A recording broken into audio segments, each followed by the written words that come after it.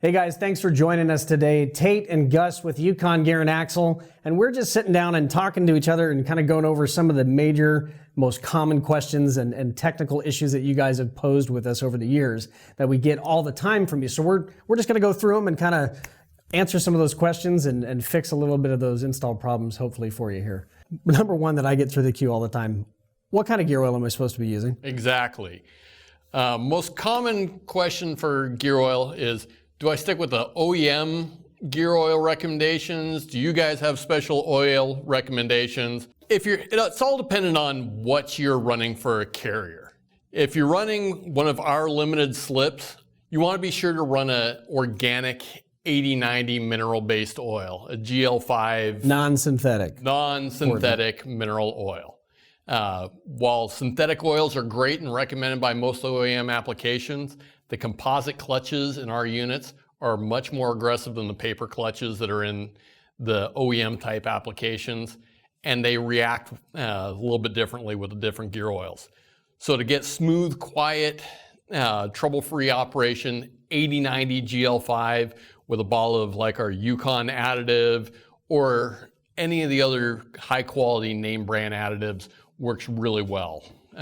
We in-house, we use Phillips 66, but we do also offer Redline for OEM applications and several others. So the synthetics are okay when you're not running an aftermarket limited slip. A lot of other brands will issue the same statements that the synthetics just kind of cause havoc with it. So that good GL5 is really the way to go when it comes to those. What about our blockers or some of our gears? Are there any preferences that you have come across over the years? Yeah, so when you get into manual transmissions and transfer cases and stuff, a lot of those require some specific gear oils.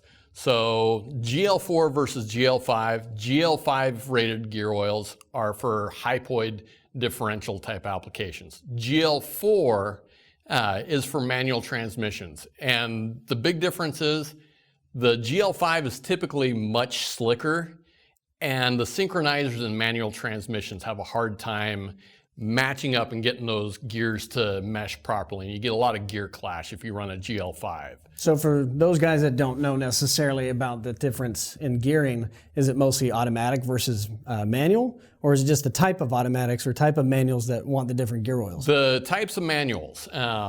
So GL5 is a differential fluid. GL4 is a manual transmission fluid. And they just have a little bit different friction modifiers and composition to them.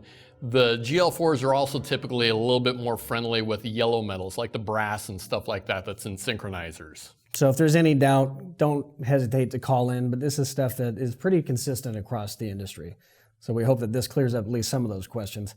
When it comes to like gears and our lockers, is there anything special that you really recommend? Because I'm constantly telling people that it's just whatever the manufacturer calls for when it comes to a locker or gears. There's no special requirements, but is there any recommendations? Correct. When it comes to when you get into actual lockers instead of limited slips, they're purely mechanical in action. So there's no active friction surfaces in there or anything that needs any special additives.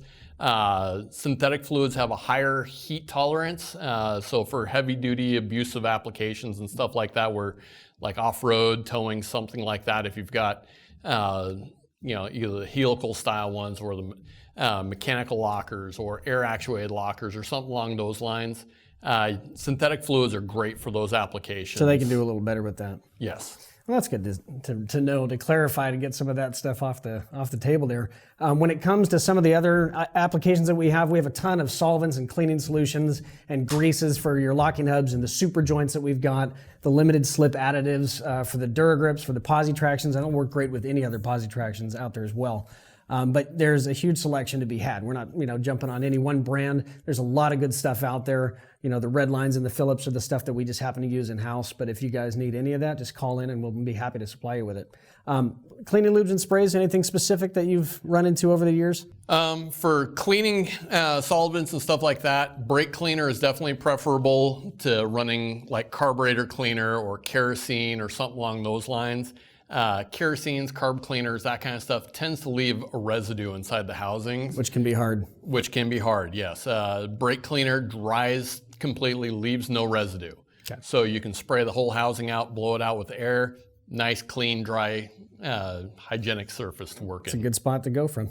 Hey guys, thanks for watching today. And for more information, feel free to call into our Yukon Tech line. And you can also check out our Yukon webpage and be sure to like us on social media. We appreciate it.